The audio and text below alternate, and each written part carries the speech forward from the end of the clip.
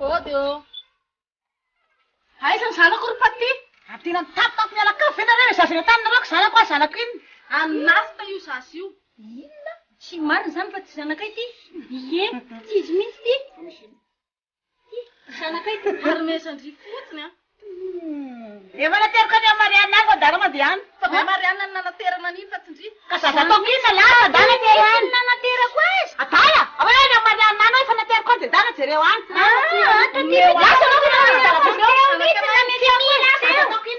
Teo nametrako Zanakay mivady ihany ta ty Teo nametrako azy. Lasa manatany eo abot. Tena olona pisy loko ty sy lanazy. Lasa mandeha.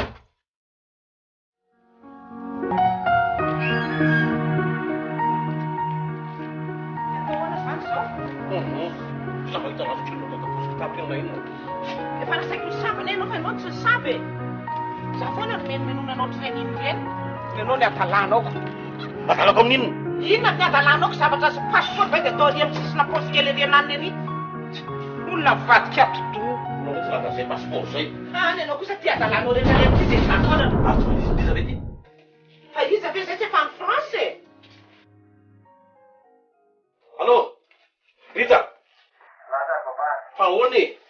Papa ande patron ko contrat tsy nandeha tany. Tsy lasa zany. Saka maleko nareo fa mijanona e. Ty ahoana reto zany? Tsy lasa na passeport zay.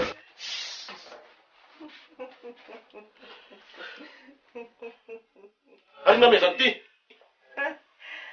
Ka tsara le film.